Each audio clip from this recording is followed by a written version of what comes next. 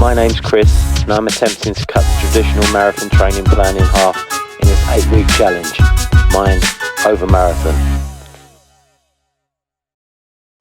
Second week, no quarter given.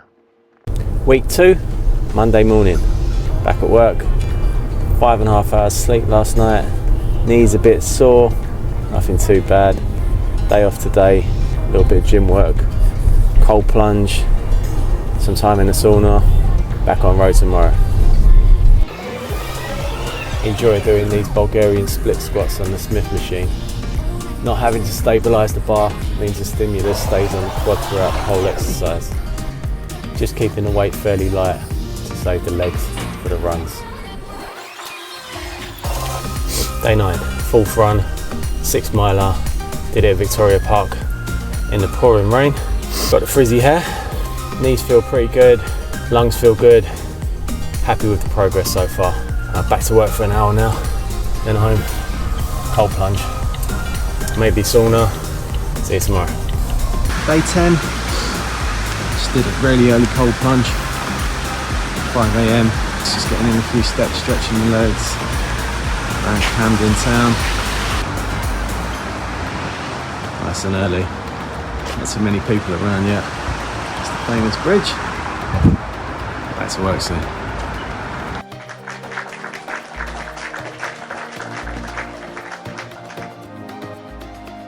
Day 11, another 6 miles in the bag, 6 pretty good miles. Average pace was 8 minutes 35 a mile, which I'm pretty happy with for this stage of the programme. Spraying was pretty flat, a couple of small hills but nothing too challenging. Knees feel good, legs feel good, lungs feel good, everything's going in the right direction. Yeah, happy with the progress so far.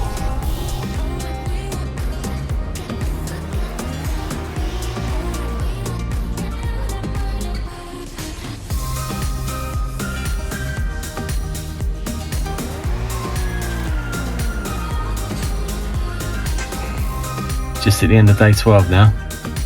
Been a long one today. Started off at 6 AM in the infrared sauna. Lovely way to start the day. Long day at work, bit of a gym session in the evening. Leg extensions, leg curls, calf raises, building up the legs a bit more. Gonna give them a rest completely tomorrow. Ready for the big one on Sunday. Okay, so it's day 13 of my training programme. No running today.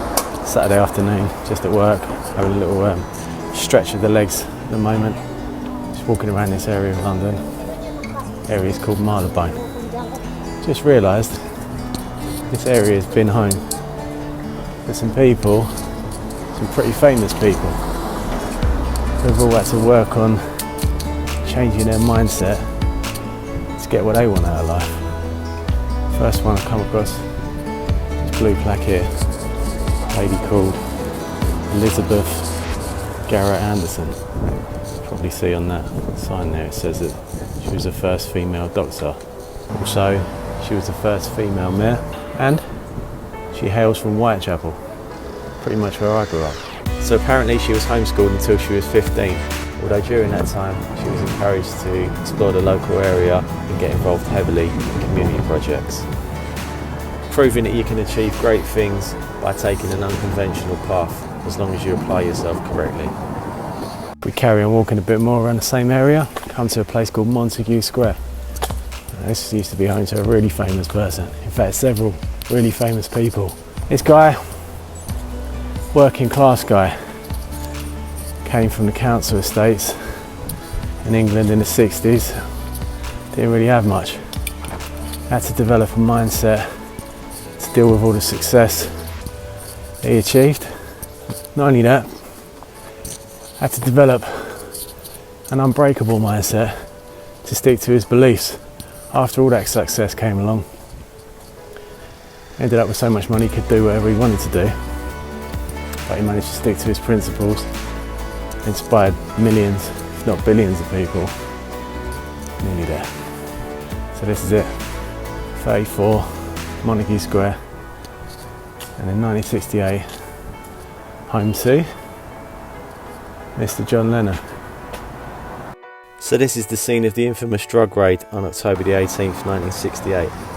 Apparently, John and Yoko were caught with 200 grams of cannabis, a rolling machine, and half a gram of morphine. I just found out that not only was this home to John Lennon, it was actually bought by Ringo Starr.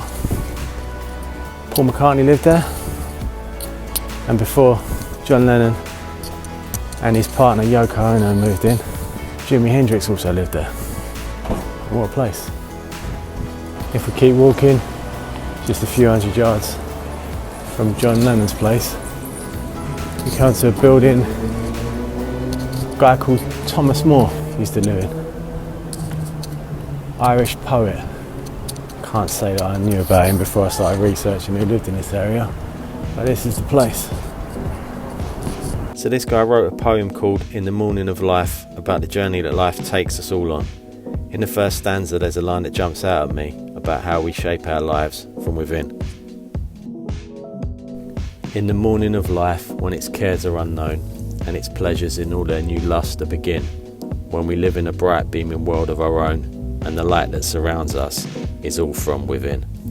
Day 14 of my training plan, 25% through, quarter of the way through. It's gone quick. Just finished the 12 miler, longest run I've ever done. Happy with the pace, under 10 minutes per mile, every mile. Knees started feeling a bit sore around mile 7, mile 8, and that's probably the last run I'm going to be able to do without taking any carbs on board. Found these honey sachets that I want to buy to carry around with me. I felt a bit weak after mile 8, but pretty happy with it still. I was listening to Joe Rogan and Hulk Hogan podcast on the first hour. I'm going to insert the clip because he said something that really pushed me through for the last part of the run. But you're stealing from your own ambition by being jealous of others. It sucks, but that's just what it is. It's like if you can instead look at someone like that and go, holy shit, if he did that, what if I applied myself like that? What if I thought like that? What if I went after something with every fiber of my being like he went after that title? Could I do something good? Could I do something that I'd be proud of? Could I do something magical? Yeah, you could. And then listen to an old Renegade Hardware set from the End Club in London. Back in the day, listen to an Andy C set for the last hour. I think the mile that I was listening to the podcast, I'd done just under a 10-minute mile. And then the mile after I put Andy C on, done a 9-minute 20 mile, like knocked 40 seconds off. So I'm gonna go home, bit of a cold plunge, carb up a bit, rest of the day off. Back on it tomorrow in the gym.